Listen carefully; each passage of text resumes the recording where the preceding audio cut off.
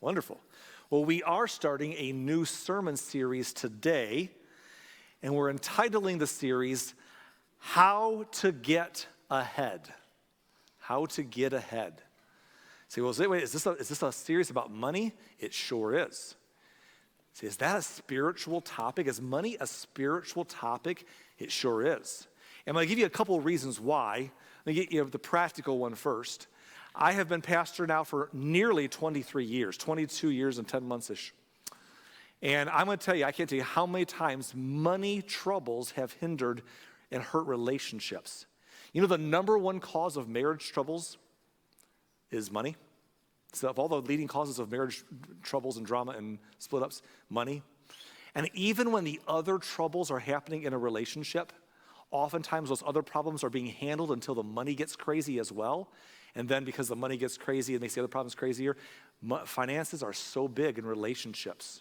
I've watched people who want to do good things in their life feel in bondage to their job and just trying to eke out a living. I've watched people go through depression that comes with it all, the stress and the strain, the tension, the emotional unhealth from just trying to figure out how to get by financially. And so, yeah, it's a big deal. By the way, something else. You might not know this, but the Bible talks an awful lot about money. In fact, there have been people, I've heard this several times from people who research these things. I've heard it said that the Bible speaks about money more than it speaks about any other topic. Now, I don't know if that's true or not because I've never taken the time to sit down and write all the verses down and create a spreadsheet. I could take their word for it. I do know this. I do know the Bible talks an awful lot about money because of the fact that it impacts our life. And so we want to talk about how to get ahead. Now, let me be very clear. This is not a series where we're asking you to give. We've done it before. We've talked about giving. We believe in giving. We believe in generosity. It's a big part of the Christian life, and you know that. And it'll definitely come up probably at some point here and there in a series like this. But this is not a series about how you should give, about wanting you to give. This is a series about wanting you to get. We want you to get ahead. And so we're going to take a few weeks. We just finished studying the book of James for the last 4 months. Okay, we're going to shift gears for a few weeks and talk about how to get ahead for the next few weeks. And I hope that before we're done, you'll get something that will help you do just that. And here's why. Because what we want to do is we want you to be able to move from I can't to I can. You know what I'm talking about, don't you? That spot in your life where you're like, you know, I would love to be able to change my job and take on this new career that brings me a bigger sense of meaning and a more sense of purpose. And I think that'd be a better thing for me to do with my life and be more passionate for. But it doesn't pay as well, perhaps, and I just can't afford to. Or I can, but I'd be in limbo for a little while, and I can't afford to do that, so I can't make that move to something more meaningful or purposeful. We want to move you from I can't to I can. Or for you to be in a spot where you're like, I want to do something for my parents as they get older, but I just wish I could, but I can't. Or for my kids as they grow up and raise their own kids and life is tough, I just can't. Or I'd like to be able to go and enjoy this idea of this trip or this thing I wanted to do in my life. I want to go enjoy that, but I just can't. Or I want to do something missional with my energy. I want to go help somebody with my time, with my money. I want to do something awesome. All these things I could dream of, but it's always an I can't. And we want that I can't to turn into an I can. And so because of that, that's the core point of this series. But here's the thing, to move to I can is very, very possible, especially in this our country. You can get there. But you'll likely are going to do so by following a set of principles over a long period of time. Because really for most of us, there is no magic wand. Right? Most of us don't have a rich Aunt Gertrude that, no offense to anyone's Aunt Gertrude here, but you don't have an Aunt Gertrude who, she's going to kick over and leave you the millions, right? Everyone's got their little dream, Aunt Gertrude's going to, or, it's the stories, the books you read, the movies you watch where all of a sudden you're living in struggling through life and then one day someone shows up and tells you that you didn't know, but you're actually the heir of a small country somewhere and you're now rich. Or the person you're dating, he or she is a prince or a princess, you didn't even know it. And oh my goodness, most of us don't have a rich Aunt Gertrude to bail us out. So what's that? The Powerball, right. Spend our thousands of dollars over the years of Powerball and lose all that money to get nothing. That's our other plan, right? And so, but there's a way to get there. And by the way, here's the bottom line, and this is getting ahead of myself for another different day. The Bible teaches, and this is true with life, people who get ahead that way usually lose it all in a few years. That's just how it goes. Because you don't get it the right way, you don't tend to keep it very well either. So for most of us, without an Aunt Gertrude, the truth is we're going to get there through following a set of principles. And that's okay. By the way, we're told in the scriptures that we are not to trust in riches anyhow, are we? The Bible is clear. Don't trust in money. Put your trust in God. The Bible warns us about the wrongness of taking advantage of other people and embezzling from other people and mistreating other people to get ahead financially. God says that's a no-no. Or when we get ahead financially and we become wealthy, and then we believe it's all for our consumption, so we hoard it while others around us struggle to survive. God says, I'm warning you against that. There's so much Bible, so much scripture about how we are not to trust in our wealth or riches. But for every Bible story that you see where someone is kind of being rebuked for being rich the wrong way, you'll find another Bible story like Job or Abraham or somebody else who was very wealthy and God commends them for being the right kind of person with their wealth and a person of faith. You could argue the scriptures to preach any kind of a angle you want to, from being more generous and socialistic to being more frugal and capitalistic. The Bible's not a political agenda. The Bible's a broad topic of everything about being generous to those in need, but also doing the right things to get yourself ahead. And so there's lots of Bible teaching about this subject. We don't want to trust in riches, but the same God gives us examples and truths about how to handle what we have and how to make the most of what we have. And yes, some will get fortunate, some will get Powerball or Aunt Gertrude or somebody else maybe, but most of us will have to follow principles. And here's what it looks like. Ready? It's long, consistent steps in the same right direction. Now look at that statement on the screen. That is not sexy. Can you say that in church? Okay, listen. That is long, consistent steps in the same right direction. Oh, man, forget this, right? Because here's the thing. We are, as human beings, we are very bad at overestimating what we can do in a year and underestimating what we can accomplish in 5 to 10 years. Some of us have tried that, We overestimate. In 1 year, I'm going to eat right, I'm going to eat better, I'm going to work out. And then a year later, we're like, man, I don't look like Chris Hemsworth quite yet. I mean, I'm just not quite, they're not called me and asked me to audition to be the next Marvel superhero yet. And so this whole eating right and exercising doesn't work, right? That's my excuse anyhow. But no, here's the thing. We overestimate what we can do in a year, but we underestimate what we can do in 5 to 10 years. And that's true with our money. That's true with our finances. And so the secret for almost all of us to get ahead is long, consistent steps in the same right direction. And it can be done. For all of us, it can be done because we live in an opportunity. You say, well, it can't be done. Look, there have been people born in time and history that had no choice. They had no opportunities. Their life never got started before it was done. People were born into poverty, slavery, peasantry. People have been born so unhealthy they can't feed themselves and do anything. And yet if you are here and you got up and came to church today, or you're up and moving around watching this online, and you won the lottery ticket geographically and live in the United States of America, I mean, we for all of our flaws, it's a time of opportunity. And you can do this, but not most people don't. Here's the bottom line. Most people won't do. Most people don't get ahead. Most people live paycheck to paycheck, or worse, they live in a perpetual hole. But there's a different way. It looks like that. It takes time. It can change everything. So who is this sermon series for? This series is for all ages. It's for all ages. This is a series, you say, well, I'm poor. Again, especially if you live in this country, trust me, if you're on the poorer side of a rich nation, a free enterprise society, on the poor side of it, you have every opportunity. This is for you today. You say, well, I'm already rich, so I don't need this. If you're rich today, this will help you hold. You either got it this way or you'll keep it this way. You say, well, I'm too young. You are definitely not too young. In fact, the younger you are, the youngest person in this room, this is for you. This series is especially, the younger the better for this series, really. You say, well, there it goes, Arlen. Then I'm too old. No, you're not. Someone once said the best time to start a good idea, the best time to start is yesterday. The second best time to start is today, right? And by the way, if you're a parent, don't you want to pass on along some better principles to your kids? Maybe better principles than you and I even lived with. If you're a grandparent, you have any chance to speak into your grandchildren's life through the years as you earn influence with them, to get this into our DNA and to say to them, I did this or I wish I'd done this, and be able to pass on something that can change their life. You're not too young, you're not too old, you're not too rich, you're not too poor. This is for all of us. We should take it to heart.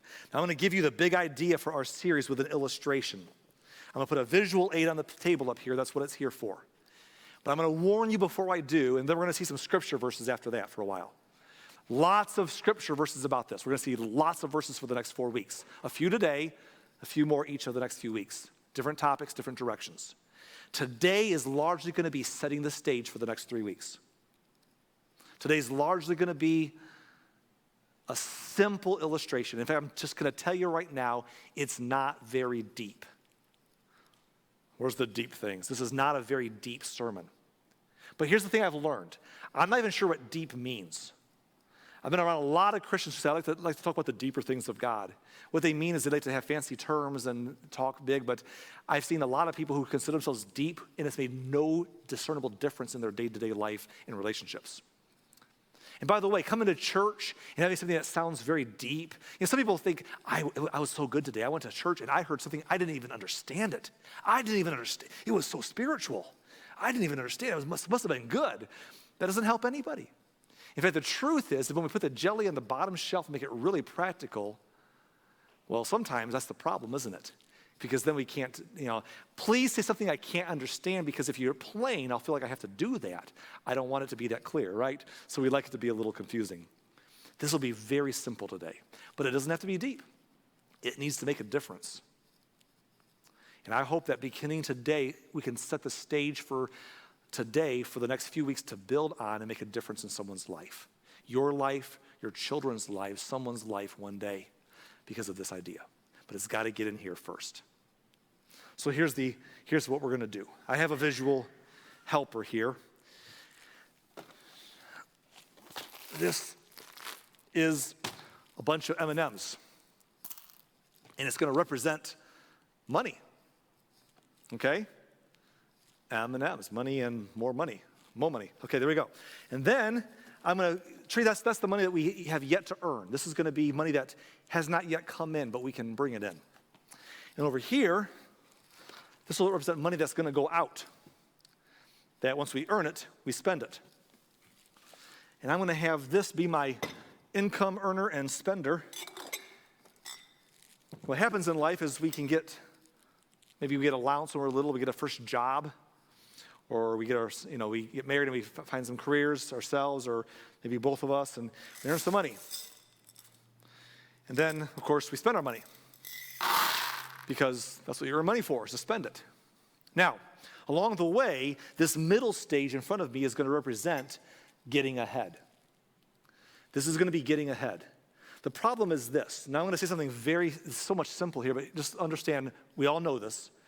You obviously have to have more income than outgo. We understand that, right? Like, you can't survive without as much income as you have outgo. Like, that's called getting in the hole. Like, even before there were monetary systems, if you were raising crops, you had to bring more food in than was going to go out through your system, obviously, right? If you're going to trade with the neighbors, and barter, you always you just mathematically have to have more income than outgo. But if your outgo matches your income, you'll never get ahead. Everything that's coming in is going out. And so this represents what comes in, and this represents what goes out. And in the middle is the idea of getting ahead. Now, before I get into the scripture, I want to say this, because I'm using M&Ms on the platform, and some of you are salivating in your seats. I wanted you to know that on your way out of church later, I have little packages of M&Ms for every one of you here today. We're giving M&Ms out to everybody. Like, I'm like, you get M&Ms, and you get M&Ms, and you get, it's not a new car, but hey, seriously, we have M&Ms for everybody on your way out, so hang tight till the end, and we'll give them to you, and you can take them home and eat them and remember, hopefully, what we talked about. But for now, follow along as we explain something.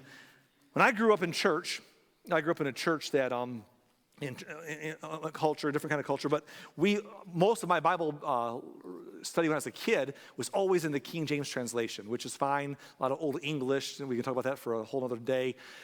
But sometimes I memorized my verses out of there. One of the verses I memorized in the King James kind of said something that there's more to it than what I read, but I didn't want to take it to you there because it taught me something that I'm going to build on today. So in the King James translation, Proverbs 18 and verse 9, I learned this verse. He that is slothful in his work is brother to him that is a great waster. He that is slothful in his work, so in other words, the person who's lazy, slothful could mean they're too lazy to go out and find a job. If one comes to me, maybe I'll work, I don't know. They're too lazy. When they get a job, they're too lazy to get up there and show up on time or show up regularly because they don't feel like it because, I've got a tummy ache today or, I've got things to watch, I got podcasts, I don't know. So we don't do anything. So slothful, so they lose their job, or they don't work hard at their job, they're always sneaking around the corner checking Facebook, or they don't do it as little as possible, they don't want any extra, no overtime, no side hustle, they just kind of just do as little as possible to get by. And Proverbs says, he that's slothful in his work is a brother to him that is a great waster. And of course, the idea I took from that is that this brother, he's not slothful in his work. He works hard. He markets himself, finds that job, gets that income, takes it home, gets busy. But he wastes it all. Because once you get a little money, you can upgrade your chariot, you know what I'm saying? I want a four-wheel drive chariot, that's what I want, and you could have a little nicer stuff. And here's the thing, you could do some more stuff with your stuff. You get a bigger house. Now a bigger house costs more money, but that's okay because I have made some money. I work hard. I'm not like my lazy brother. I worked hard. So I'm going to work hard, but I'm in a bigger house. Now a bigger house costs more money, but then I got to pay taxes on my bigger house, which is more money. More insurance on my bigger house, which is more money. Got to furnish more space in my house, which is more money. Got to maintain all that. But that's okay because it's the dream. And then a bigger car. 4 years from now, I'll be tired of that car because it's going to be already old news and starting to have issues. But hey, I'll get a new one then. And then new clothes but next year my clothes will start to rip or maybe fade and I'll be tired of them anyhow. I'll get more then. And I can eat out because, hey, eating out is much more convenient than taking food home and preparing it. It costs more, but it's easier. And of course, it all goes really literally goes to waste. Or to the waste, one or the other, I don't know. But anyhow, so this brother is a waster. Now, that verse stuck with me. Now, here's the bottom line. What that verse is saying right there is something deeper than that. It's actually a whole different, that's Old English. I misunderstood maybe the main point. I don't have time. I was going to give you the whole detailed explanation of it. The bottom line is there's more to that verse than the context I understood it to be in now. But it's just how I learned it then. So why did I share it with you if it's not maybe the main point of the verse in modern, better translated English? The reason why is because even though the verse might be saying something a little different than what I took it to mean, what I learned from it is true throughout the Bible. It's a nice, simple verse I learned that taught me something that's taught throughout the Bible. The Bible over and over again teaches us, don't be slothful, don't be lazy, don't be slothful in your work. And over and over again it says, save what you have, don't spend it all, don't waste it all, don't be materialistic, don't lose it. Those concepts are throughout the Bible. So even though that verse has a broader context than the way I learned it as a kid, I've seen over and over, and we're going to see lots of scripture the next few weeks that kind of take us different directions, but remind us one way or the other of an idea that there's these two brothers, and they are two broke brothers. Broke brother number one is like, hey man, his brother's like, why don't you get a job? Are you kidding me? Oh man, no. If I have to, I'll do as little as I need to do, but I'm not going to work hard at it because I want to live, These are the best years of my life. Who cares about when you're older? Aren't you half dead anyhow? Who cares about your comforts? I'm just today, man. Today is it. And his brother says, you're an idiot. You're lazy. But the other brother says, I'm going to go out and market myself, get a job, hustle. If the job doesn't appreciate what I do, I'll find one that does. I'll work to find that one, and I'll work my way up in that company, and I'll be valuable, and I will put the extra, I'll put overtime in. I'll find a side hustle if I need to make it. I'm going to do something. And he gets some income. And then he gets that new chariot, new car, bigger house, eat out more, new system, new game system. Spends it. Hey, I worked hard. I deserve to. And he was doing it. And his brother over here, his brother who's lazy, is like, you're the idiot. Look at you. You work so hard night and day. And what do you have to show for it? It all comes in, it all goes out. And now you got to keep that job. You got to keep slaving away forever and slaving away just so that you can maintain your spending habits. And you have nothing to show you. It comes in, it goes out. You're stuck on the treadmill of a work existence for the rest of your life. You're the idiot. And the guy's like, are you kidding me, brother? I'm not. Look at me. At least I can spend something. At least I can waste my money on things that you think are a waste because I have money, because I work hard. So yes, I'm spending it all, but I can do that. And the other brother's like, yeah, but you're spending all your money. You're spending all your time to make the money you spend. I'm over here saving my time. My time is valuable to me. And you don't have any. You see what's happening? They're brothers. They disagree with each other. They think the other one's wrong and they're smarter. But even though they're different, both brothers are the same. They're broke. They're broke. They have nothing to show for it. One has an income problem and the other has an outgo problem.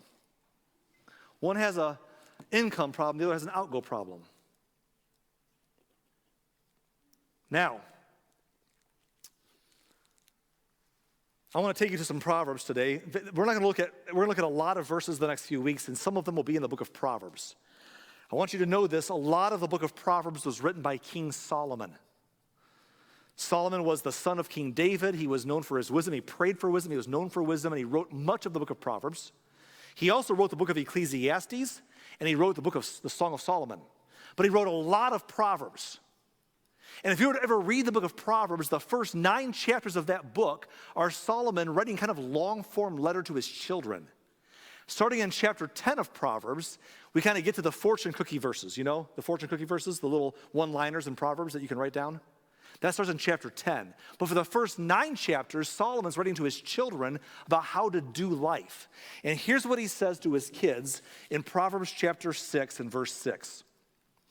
He says, take a lesson from the ants, you lazy bones. He's just kind of getting right down to it. You lazy bones, take a lesson from the ants. Learn from their ways and become wise. Here's what's fascinating to me. So many times when the scriptures talk about our financial principles, our money, especially in Proverbs, it uses the word wisdom or being wise. Because it's a spiritual matter. Learn from the ants, learn from their ways, and become wise. How are the ants wise? Verse number 7. Though they have no prince or governor or ruler to make them work. In other words, they're not enslaved. They don't have to do it. They don't have to do anything. They don't have to work, but they choose to work, and they work hard, and they work together. They work, though they have no prince or governor to make them work, yet they labor hard. They labor hard all summer, gathering food for the winter. And there's 2 applications. One is that during the summer, they don't sit back and say, hey, it's only summer once. Who cares? Figure out winter. Who cares about winter anyhow? We'll figure that out when it gets here. Enjoy the summer. They labor hard during the summer, and they gather food. They don't just eat it all. They don't just use it all. They gather it. They store it for the winter. Now, I was going to take some time today and share with you the famous story of the ant and the grasshopper from Aesop's fable. You remember that? No time for that today. Maybe we'll come back to it some other time. But here's the bottom line. The idea of the ant is a principle in Scripture and throughout illustrations of life of someone who's not like our 2 broke brothers, but somebody who does it right. One other place in Proverbs, the ant is referred to. It's near the end. It's Proverbs chapter 30, and it's not written by Solomon, actually. Chapter 30 and 31 are written by two different people. Chapter 30 is written by a man named Agur. Nice name. I can't throw stones. Agur said this in Proverbs 30, verse 24. He says, there are 4 things on earth that are small, but are unusually wise. That's interesting. There's the idea of wisdom, financial principles, and wisdom again. The Bible is very clear that what we do with our money is a matter of wisdom. 4 things on earth that are small, but are unusually wise. What are these 4 things? Well, the first one, verse 25, he says, ants. There's the ants again. Ants, he says, they aren't strong, but they store up food all summer. So they labor hard in the summer, they gather, and they store up food all summer. And notice that it says they aren't strong. You all know that ants aren't very strong, right? Like, you know what it takes to ruin an ant's life? Just one big human or animal walking over and stepping on it. It's over. Or a good rainstorm to wash it out. You know? And so here's the thought. Why? What a waste of time. Here's a poor ant working hard, gathering all summer, storing up his stuff, and gathering all summer and storing up his stuff. And then a human steps on him, or a storm comes by. And what was the point of that? You could die in an instant. But the ant, here's what the ant understands. That if by chance catastrophe does not strike, if by chance life doesn't hit him in the worst possible ways, because that can happen to anybody. If, for chance, the ant survives the summer and winter comes, he's going to need something or it's going to be in trouble on that day. So even though something could happen along the way, so why try? Because if I make it through, I'm going to need some food this winter. And see, that's all of us. Don't miss the point. I know people sometimes in life say, well, why would you care about the future? 1,000 things can go wrong anyhow. Yes, they can. 1,000 things can go wrong anyhow. I know that. That's why earlier I said the Bible tells us not to trust in our wealth. Don't trust in our money. Trust in the Lord. Things can happen at the drop of a hat. Heard someone tell me the illustration this week of someone who worked their job at some big corporation that promised them a really good pension their whole life. And they got between Social Security and their pension, they were going to be set. And they got to that time to retire, and the company shut down, dried up. All their stock was in that company. They lost everything. Ugh. So someone says, well, be more diversified than that. Diversify your investments and put them in multiple places.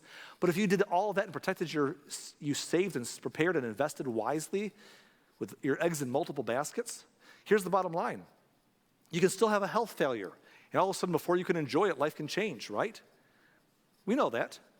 That's why we don't trust in our wealth. But here's the other thing. Just because that could happen is not a reason for me to sit and say, well, since that could happen, why prepare? Because as we're trusting God to take care of us, sometimes when you say, God, will you take care of me? God's like, I've been trying to take care of you for the past 5 or 10 years. I give you opportunities, and you didn't use them or you wasted them. See, some of the way God takes care of us is by giving us the chance now. And the ant is saying, hey, summer's here, I could play. But summer's also here and I could prepare. Because I won't always be this strong, I won't always be this warm, and I won't always be, and yes, this is a time, but here's the thing, there's enough time in the day to do both. By the way, I always want to say to young people, there's enough time in the day to play and work. There's enough time in the day, old people, but the older we get, the less our energy is there, and we still care about comforts of life. And so while the summer is here, store up. The ants aren't strong, but they store up food all summer. Now, what we're seeing is this. The ants are the opposite of our 2 broke brothers. The 2 broke brothers don't get along, like 2 brothers sometimes don't. The one thinks the other's too lazy, the other thinks the other one's too wasteful. They both think their way's better. They found a better way to live than their brother did, but they're both broke. So, what does the ant teach us? Well, you go out and you find a way to get some income, get that job. Don't be afraid to go out and find one. Look for a better one if you need to. Do the work. It takes work. I know people who have enough character to work, but not enough character to find better work. If they can. Work hard, find good work, get some there. Find a company that you can appreciate, you can move up and add value there. Be consistent, be on time, be faithful, add value there. Make a difference, meet needs. And then take overtime when you can. Maybe get a side hustle, whatever they do. They get income. And then you save a little before you spend it. You spend what you need to. And then you go back the next day or the next week or the next month or however often you get paid, work some more. Something we taught our kids in our home is whenever you earn income from your young age on, I've said this to our kids, I hope they take it to heart. It's up to them. I've said it to our church, I hope you take it to heart. It's up to you. But I've always taught this, and you've heard this before, that whenever you earn income from the youngest age possible on, the best thing you'll ever do is, from the beginning, give 10% away, be generous, give 10% and save 10% and live off the 80. I've taught that all of our lives. Give 10%, save it. Why give 10%? Can I do that when I'm rich someday? You will never give someday if you're not giving now. You won't all of a sudden feel like giving a lot more money away if you can't give a little bit away. So percentage giving is equal and fair. So I've always said give 10% away from the get-go, and someday if you do well for yourself, do a lot better. Give 10%, save 10%, always from the get-go. Before you spend a single penny, save 10%, and then live off the 80. And that right there is how you get ahead. And here's the thing, here's what's maddening about it. The younger you do that, some of us have read the stories, we've seen the surveys of kids. Dave Ramsey used to always talk about this illustration where he showed us a chart of a kid who was 18 years old, started saving $1,000 a year for 18 years. For age 18, $1,000 a year at age 18, put it in an S&P 500 mutual fund, just an index fund. And at age 19, added $1,000 more to it that year. And at age 20, $1,000 more for 8 years. He put $1,000 away for 8 years into an index fund, which averaged 8 to 9% per year over the course of each year. And then he stopped putting any money in after 8 years. And by the time he was 65, someone else, he had a friend who didn't put anything in at 18 or 19 or 20, didn't start investing until he was 26. When the other guy had been investing for 8 years, that guy who started at 18 stops at 26. The other guy starts at 26, putting $1,000 a year in, puts it in for 40 years, and never catches up to the first kid. Never catches up. And when you see that and you're a little older, you're like, I didn't do that, you know? But the thing is this give and save, the younger you start saving 10% at the beginning before you spend any of it, the younger you do that, man, you're going to be okay. I'm not proposing anyone counts on their pension or anyone counts on Uncle Sam when they're in their 60s to take care of them for life. It's a bad game plan. I'm saying gather and store up now. Now here's the thing. There's 1,000 ways we can do this. We can earn, save our 10%, go spend it. But say, you know what? I'm going to spend it all.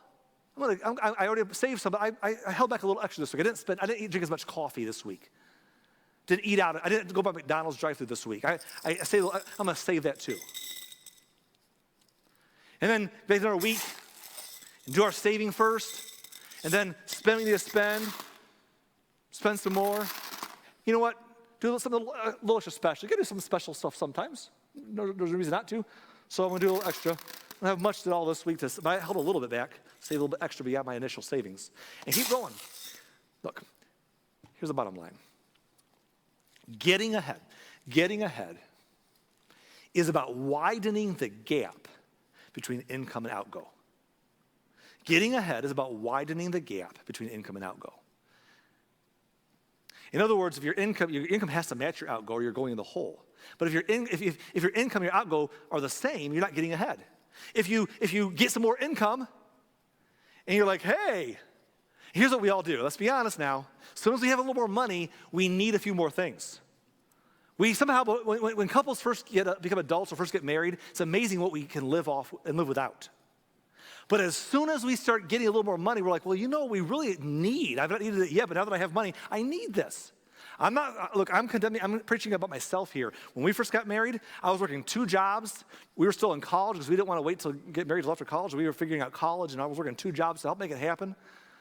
And Michelle was working something on the side and going to school, and we were hustling.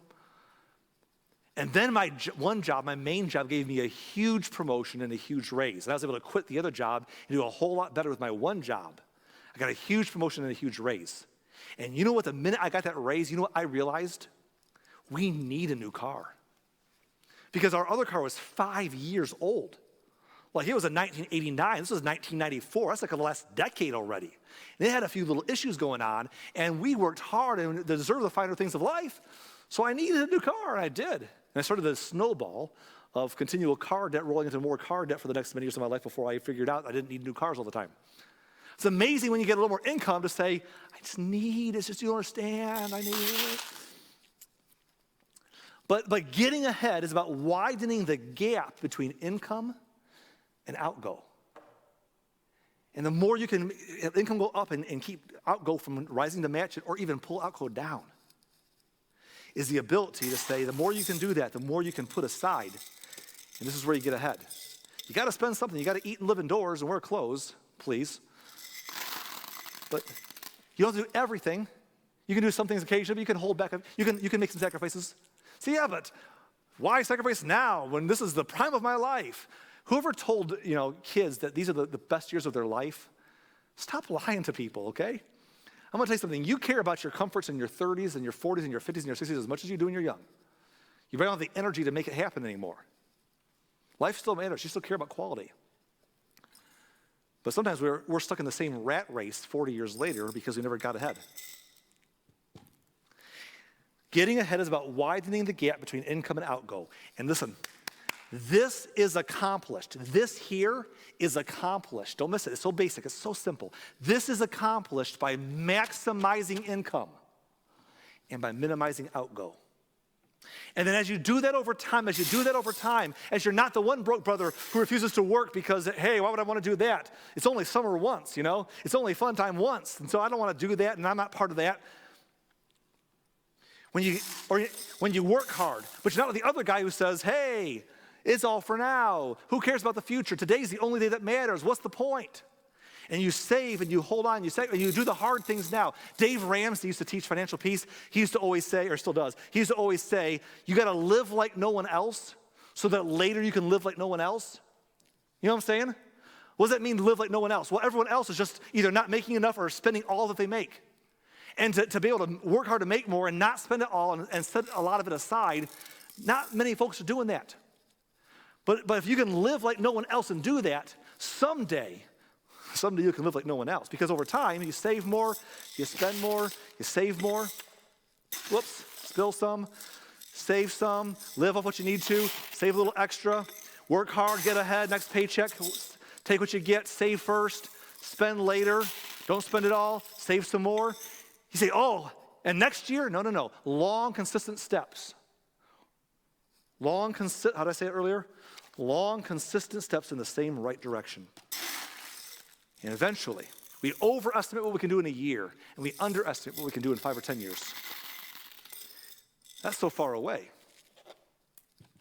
Eventually, when you do that, over time, it begins to build up.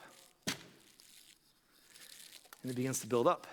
And it begins to build up. Not day one, not next month, but over time, it turns into more. At some point, the money you've saved up, if you're doing what we're going to talk about later, that money's earning you money. Forget that money. That money's earning you money. And as that money earns you money, it builds up and builds up, right? And that is where life change happens. What you do over time with your margin, is where you have the opportunity to change your life and to change your world and to change someone else's world, where you can make the difference around you. That's where you can sit there and say, I don't need a job that pays me the most money. I just need a job that brings me a sense of meaning. I want to see, I can volunteer. I don't need any job. I can volunteer my time to do what I want to do because I've prepared. It's where you can get to a spot in your life where you can sit there and say, I can help my parents in that stage of their life. Help my kids when they were going through the crazy I once went through. I can take that trip and just enjoy those experiences now because I lived like no one else earlier, so now I can live like no one else today. I can not quit needing this. Because the amazing thing when you do it right is this becomes income. And it doesn't go away. This stays the same and it generates magically all what that used to generate. And while that continues there, you're living. What if you can live off of this as it still continues to grow? That's called getting ahead. Say, it's not possible. Yes, it is. Yes, it is. Listen, I want to say this right now. We downplay this to a generation coming up because a bunch of us didn't do this. I'm just going to be real pointed here. A lot of Gen Zs and millennials have grown up, and the statistics say they've grown up with a lack of hope in the future. And that's not a criticism of them. That's a criticism of my generation and the one before me. My generation and the one before me is the problem. We have created a culture that either showed, maybe since we didn't work hard, but maybe we worked hard, but we kept spending it all. Chasing the American dream that wasn't the right dream. But one way or the other, we've made the mess. We're massively in debt. We're behind the 8 ball. And we've done some crazy stuff. And in our decision making, we've decided, because it didn't turn out this way for us, we've decided that the American dream is dead. We've passed that message along to people. Oh, the American dream's dead. What? We've passed the message along because of our experience. It's much easier to blame everything else than to say, I could have done something better. And look, sometimes life just happens. Sometimes life is not fair and things just out of control. We got to trust God when the rug gets pulled out from underneath us. But for many, many, many of us, the problem has been us, and we just blame everything else. And we are so jaded. We've raised a culture, created a culture of jadedness around us. People think it's not possible. Folks, we still live. Listen, you live in the land of opportunity. There are more millionaires. There's so much money by millionaires. It's not even funny. It's even a low bar anymore in the world today.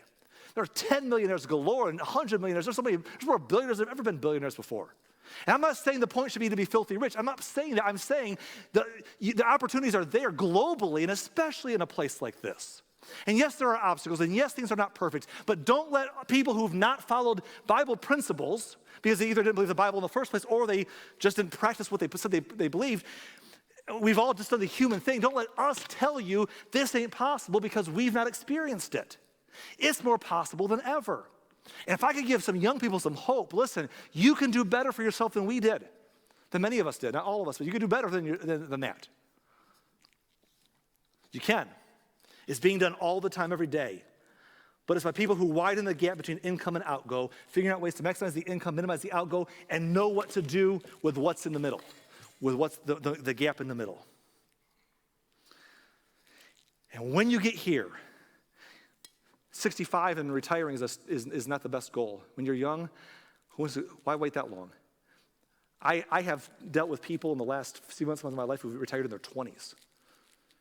Many in their 30s, in their 40s. And that doesn't mean sit back and play video games all day. It's fine if you want to, I guess, but have something to do with your life that's meaningful. Do something purposeful. But not because you're in bondage to try to figure out how to just get this into here and get this into here. Because along the way, we've got ahead. And you know what's fun about getting ahead? You can do whatever you want to do. We'll give it M&M's for church, right? Y'all gonna get some M&M's? Everyone likes M&M's, hopefully. How many of you today, hold on, I'm making a mess. How many of you like M&M's? You gonna enjoy that today? Yeah, we have a bunch of M&M lovers. Laura, your hand's up. You like M&M's? Come up here, would you come, Laura? So forget the M&M's out there. I'm gonna give this to you. That's a lot of M&M's. I wanna tell you something. Don't save these. That's a lot of M&Ms, and they're all yours. And so you can share them with Robert if you want to, but I probably wouldn't. You can do what you want to, but that'll carry you through a day or two, right? This evening. This evening? It's fun to give M&Ms away. I'm glad you like them. That's awesome. Thank you. That's fun. Do you know why I gave Laura a jar of M&Ms? Do you know why I gave Laura a jar of M&Ms just now? Because I can. See, here's the thing. There's so much in life if you can get to an I can spot. But too often times we fall ourselves, and again, life, again, I said, don't trust in riches, trust in God, faith. Here's the bottom line. Things can happen. But for so many of us, we act like one or the other of the two broke brothers instead. We either don't go out here and figure out how to get ahead with income, we don't maximize income, or we don't minimize outgo and we take it and we spend it. But when you get ahead, when you do this process, when you find a way to do what this looks like right here, you can. You can go there. You can give there. You can be that. You can do that. Everything's possible. You can let that become everything that this used to have to be. Say, well, Arlen, it's not very deep. Again, who needs deep? See, think about, deep. That's a shallow truth. Here's the thing. When someone says something sounds shallow in Bible teaching, I always want to say, oh, it's shallow, huh? Are you doing it? Are we doing that well? Have we done this well? Because here's the bottom line. It doesn't have to be deep. And I can play that game if you want to. I love it. I can. Let's have the Bible memory contest. I could take anyone toe to toe. I memorized more Bible in my life. And we had a contest a few years ago, and they had the kids in the church memorizing Bible verses and for prizes. They could pick an adult to be their partner and memorize verses for prizes and points. And someone picked me and their team, and we creamed the competition. It wasn't fair. I can play the game. I can discuss the Hebrew and the Greek with you, and we can give doctoral dissertations. But here's what I've learned about life. A lot of us can do that, and it makes no difference in our lives. It doesn't need to be deep. It needs to be done. And this can be done. And if we did not do this, it's kind of late in my game now, Arlen. The best time to start was yesterday. The second best time to start is today. And I have kids, and you have kids, and if you have grandkids, this is what let's believe the scriptures. Let's believe the wisdom. Let's learn from the ant. Let's not be either broke brother. You say, well, Arlen, and I got to wrap this up pretty soon because it's getting late now, and I knew I'd take too long. But here's the thing. Like, Arlen, what's the point of getting ahead? What's the point of this margin? Aren't you ultimately just going to get ahead? And then isn't the point ultimately once you get ahead to spend it all anyhow someday? I mean, you don't want to die with a bunch of money anyhow, so you're going to spend it anyhow. So what's the point? I mean, are you trying to be Scrooge McDuck swimming through his piles of M&Ms? Is that the point? No. Listen. That's not the point. The point is this. Getting ahead allows you to do anything that you might want to do someday. Let me give you this illustration, and I know it's so late here, and I got to wrap this up shortly. But listen. It's your child, mom and dad, who says to you, I want to go to the fair at the end of summer. And you say to them, okay, save up your allowance so you can go, because it's going to cost this much money. Okay. But then the next week, when they get their allowance money, they see Tootsie Rolls at the store. And then they see a phone app with a really cool game for 99 cents. You know what I'm saying? And the money disappears. The next money, we think money and something else disappears. And then at the end, some of them are broke. Or they say, I want to buy a bike for next year. So they're going to save money this year to buy a bike for next year. But then they get their do your chores and you get some money. So they do their chores, get some money. And then they go out and they see Doritos at the store. And there's a coffee on the way home. And their friends are going to the movies. Do you know what I'm saying? And then it's time to get by the bike. Like, I want a bike now. My friend got a bike. I want a bike. Do you have money? No. Well, I'm sorry. I want to go to the fair. Did you save your money? No. Well, I'm sorry. Well, it's not fair. Oh, you're right. There is no fair for you. That's true. You're not going. But as moms and dads, hopefully you try to teach them principles and then painfully step back and say, okay, learn the hard way. But hopefully they understand that sometimes it's okay to spend a little bit along the way, but deferring some pleasure and saving aside, there'll be something else someday that you'll want to do. And here's the crazy part. You won't know till it gets there. You'll be like, I want to do something. And if you've not gotten ahead, you'll say, I wish I could. But if you got ahead, you can say, there it is. The opportunity I was looking for, I didn't even know it was coming, but I can. But the only way, don't knock the kids for the fair and the Tootsie Rolls and the Doritos they bought. Adults are the same way. We go out and do the same thing. We make a little money and we say, well, hey, because this is the time. But here's the point.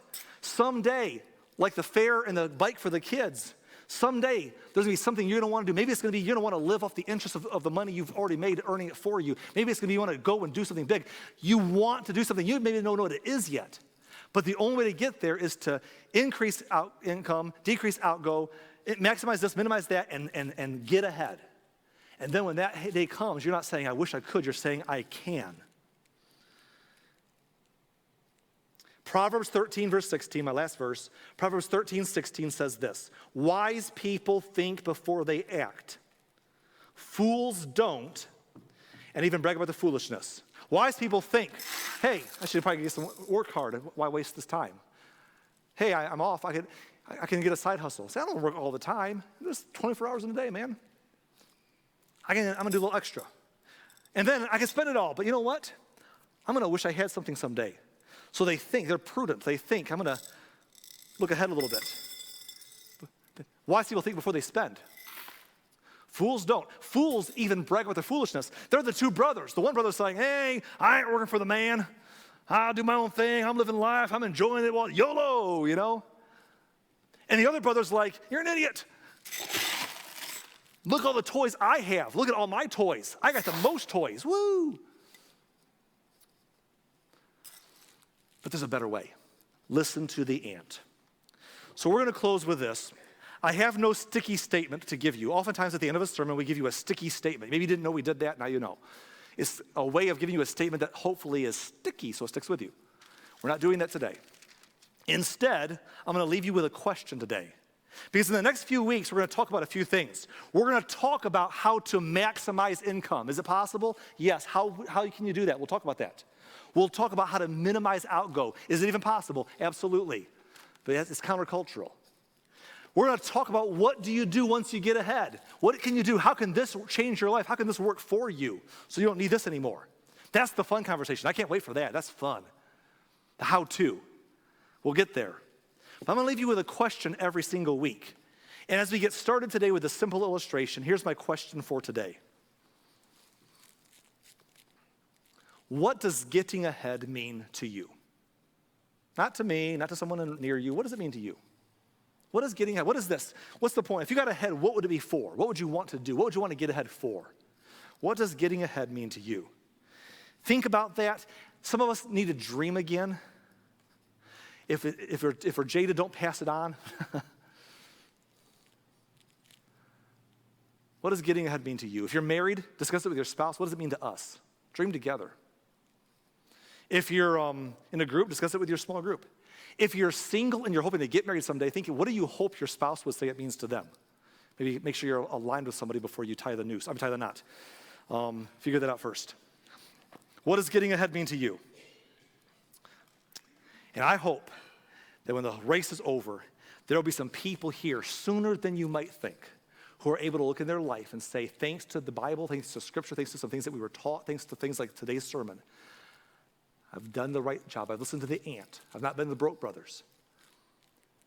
And now I can. Now I can. That's my hope and my prayer for you.